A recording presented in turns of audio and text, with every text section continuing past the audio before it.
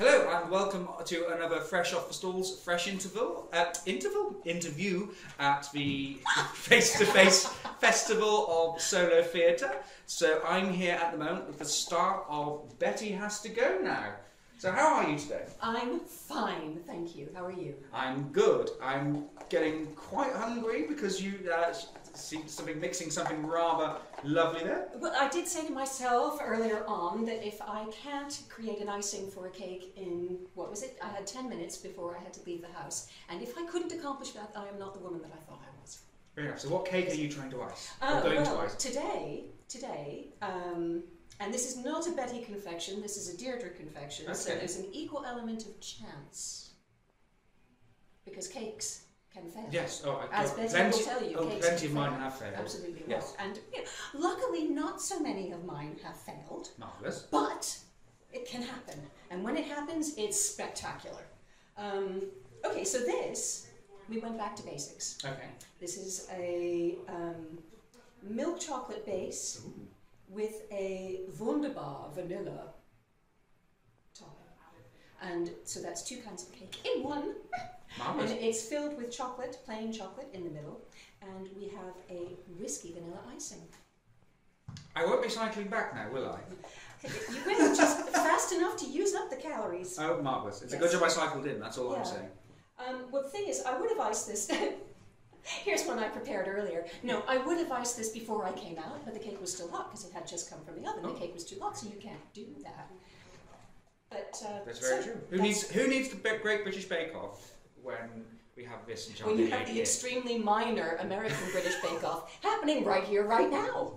Absolutely fantastic. Yeah. So, whilst you're icing the cake, yes. and by the sounds of it, it's going wonderfully well. Let's talk a bit about your show, Betty Has to Go Now. Betty Has to Go Now. So, the inspiration behind the entire thing, I would assume, is Betty Crocker?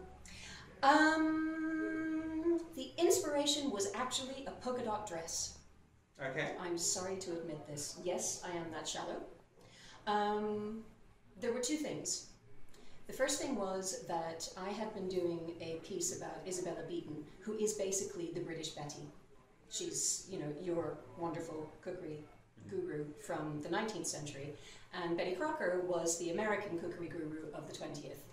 And Colin Watkins saw me doing the piece for the for the West Norwood Slow Food Festival.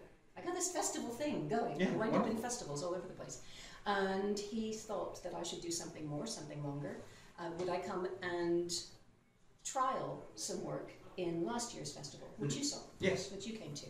And so that resulted in a 10-minute piece called Betty Has to Go Now. So the two things. There was the dress, and there was the cookery aspect, just from before, what he'd seen, basically in a cemetery talking about Isabella Beaton, because she's buried in West Norwood Cemetery. So there was a reason. I mean, I didn't just randomly go to a cemetery to talk about cake. And there's worse reasons to go and talk about cake in a cemetery, I suppose? Well, the strangest thing was that while I was there was also a woman who was teaching people how to forage for food. And yes, you can forage among the dead. So, the dead are the gift that keeps on giving. Exactly. No, it was very like that. It was a little creepy, but also a little wonderful. It was quite a good thing to do. Anyway, so Betty came here, and I woke up one morning. This is going to sound really bad. There's some serious crossover between Betty and me, which I think is a thing about solo theatre. I mean, there are characters, but there's a great deal of reality based in yourself stuff. I woke up one morning and I was feeling full of, goodwill towards men. Everything was meant to be great. And I thought, well, wouldn't it be great if I could just ship some of that goodwill to some of the hot danger spots in our world and kind of ease things up. Because I've also been a brownie leader and a Girl Scout for much of my life, and I think world peace, I was never in a beauty pageant. I know they all talk about world peace, but the Girl Scouts, they're all about that. Yeah. You're all about world peace, so that's what I want. And cookies. Well, I thought that was a great way to do it. And as we've discovered in the 1950 Big Red, Betty's first cookbook, first published cookbook, it's called Donut Diplomacy. You basically can make everything better with cake. It's true. Apart from your waistline, I think that's the only Apart thing. from your waistline, you see, that's where the cycling comes in. Yes, it does, yes. Betty should cycle, although really, in my mind, I imagine her on one of those machines that you used to see in the films in the 1950s, where there's something going like that to you as you're standing very still. I think that's... We should try and get one of those installed in the gym downstairs. Yeah, right in the window. Yes, because absolutely. That would entertain the masses. Indeed, I can't say anything more about that because I'll sound like a mean person, and Betty's not a mean person. She can find the good in everyone, even our world's only totalitarian poet-dictator. Who would be... I'm not going to tell you, because if I do, I will get a visit from the men in suits from the embassy. Oh, of course, yes. There was, there was an event where this lovely man's picture was used with a caption that was only slightly derogatory, but derogatory nonetheless. And the perpetrators of said caption got a visit. It was a little bit worrying. Indeed. Actually, the Independent said it was threatening. Everybody else just thought it was a hoot. So there we are. So what do you think this particular person would say to, let's say, this cake we have right here, which is, I'm mesmerised and starting to salivate. You look at him and you think cake. He's the kind of guy you think cake. And I think he would absolutely adore having a cake. So I've just got to figure out how to get it to him. Not this one. I want something a bit more special in mind for him. But this, well, we shall find out whether this is any good any second now. But, well, I don't know if you can... There, look. A randomly iced cake just happened to appear. Don't get that on any other theatre vlog on YouTube. Not that I've seen anyway. No, not that I say, no. But, well, okay, so here's the deal. I think that our glorious Marshal is just monstrously misunderstood. And I think if somebody were to, give him the care and attention he obviously deserves, he might not be quite so fond of his missiles. And by missiles, I really mean missiles. I'm not using that as a euphemism. In any way, I wouldn't dare to imply. But we can test Kate. Yes, I mean, so that was the main thing. She wanted to cause world peace. Here's, trouble spot number one. Because there are issues, and he's alive all the time to the possibility of pushing the big red button. And we're on a big red banquet. We are. I still think banquet sounds like a rather saucy 70s girl group. Well, I can go with that. So, back to the cake. Yeah, and so that's the basics of Betty. Betty is a woman dealing with all the crises a woman of her age has to deal with. And yes, I will talk about the change. So get yourself ready, girls. There we go. Oh, great. There's a piece of cake for you. So... And Claire, would you like some? So we've gone from fresh off the stalls to fresh out the oven. Fresh out the oven, yeah. So and if it's terrible, this could be a very bad thing indeed. It's that moment of panic. It's that moment of panic. Right, ready, steady. Okay. And up.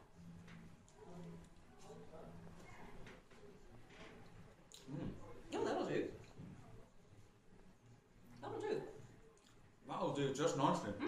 I won't say that'll do pig because that just doesn't sound right. Under the circumstances. You know what I mean? Well, I do need to do a bit more cycling, so I wouldn't take that much offence. Sweetie, honey, I was talking about Babe. Oh, Babe Ruth?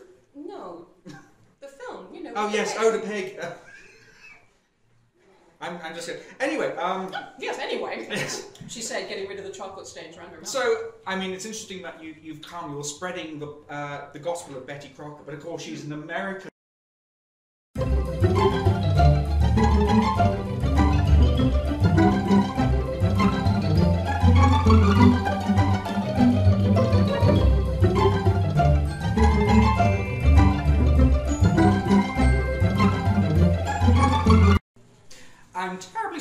seem to have some cake-caused technical difficulties. Yeah. So I must apologise for cutting off, but we are back. I finished most of the cake.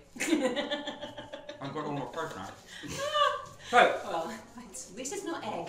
It's such a shame because we were having such a good time and such a great conversation. I was really interesting before, so who knows what's going to happen. Yes, I think you'll still be interesting now.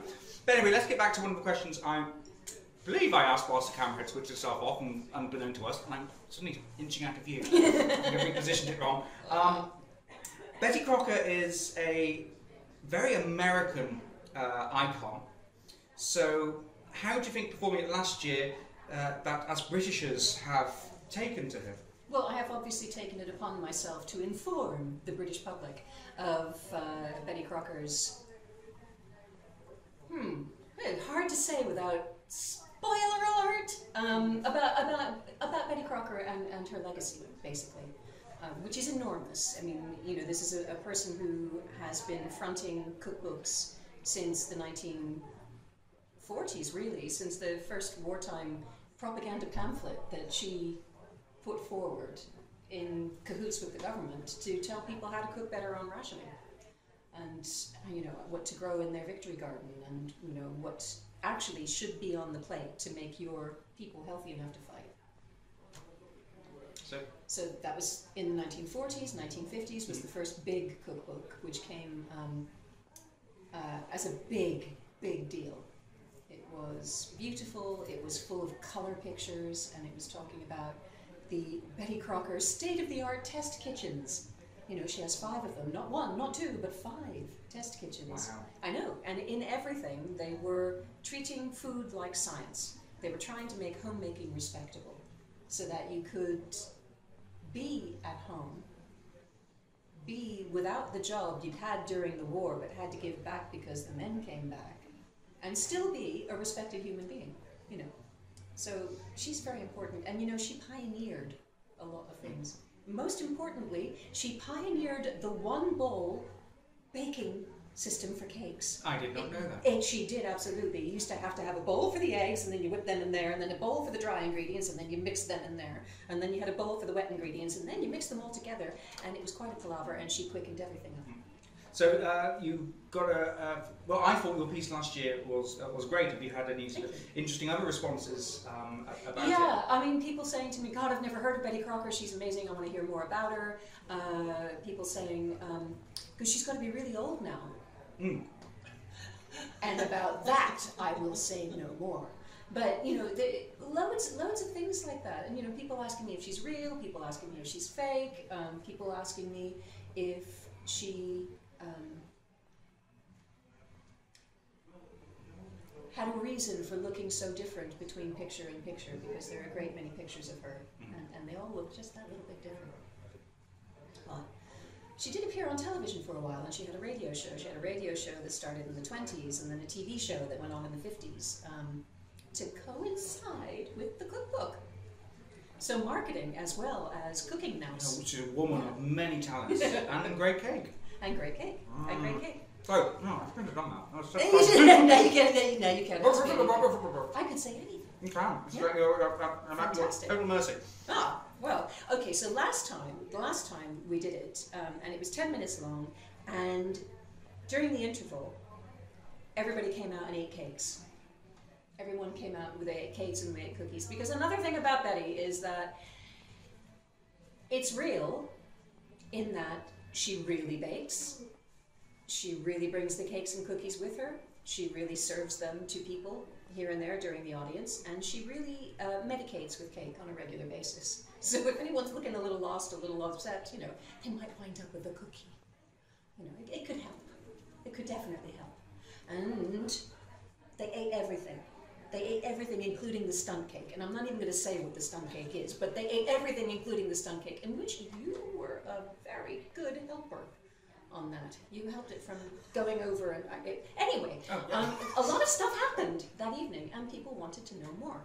Yes, I mean, if you missed out a treat last year, so definitely come this year. One last thing I want to ask you before we wrap up, and just in case the cake causes my camera to go... And not to forget that there's adult child... See, nobody can say it. You're going to have to retitle. Adult child, Of dead course, you're in adult child, dead I child am, as yes, well. Yes. And you know, you can see that today might have been a case for extreme bi-schizoism because they're very different characters, very different people. So, going back to Betty Has to Go Now. Yep, sorry. In which I star, as it's solo theatre. And how was that developing then from the 50 minutes from last year to being a headline piece for this year? Yeah, well, there's a lot more, obviously there's a lot more stuff to go into depth. Most of the stuff was there kind of in potential. I was about to say potentia, but that sounded so pretentious. It's things to do with her son, things to do with the unnamed dictator, things to do with things at home, all of which started last time but only got glanced at, and now they get kind of glanced at more often in a funnier way. And she starts explaining her cocktails. Which I tried at the press event. Oh, which one did you get? I think I got all of them. You got all of them? Oh, you love Did to you suck. you can't remember? There's quite a bit I can't actually remember from that evening. I mean, most of it, I think, went in, and it's kind of in colour, but with no soundtrack.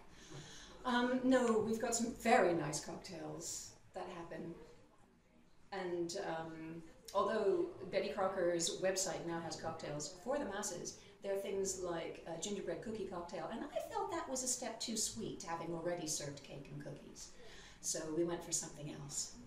And I'm not telling you that either. No, if you want to know, you absolutely must come down to the Face-to-Face Theatre Festival, and you're on the when? I'm Thursday the 9th. Thursday night. I'm Thursday the 9th, yeah.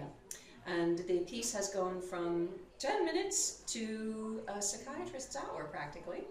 So it's got a lot more stuff in it. Yeah. So I would definitely recommend come down on Thursday, see Betty Has to Go Now. I'm really excited to see the expanded piece. You may even get one of these marvellous cakes, or possibly even a marvellous cocktail. So thank you very much. Thank you for bearing with me and my temperamental cake-affected camera. And I really hope to see all of you down at the Lost Theatre between the 6th to 11th for the Face-to-Face Festival of Theatre Solo Theatre even. I'll get it right one day. Voices from the Edge, the 2014 Face-to-Face Festival of Solo Theatre, presented at Lost Theatre, Stockwell. With Child, Dead, Life, whatever. I jest. With Adult Child, Dead Child, which also stars Deirdre as well. So thank you very much. I'll go and fix my camera up, and we'll see you soon. Thank you. Thanks. Bye.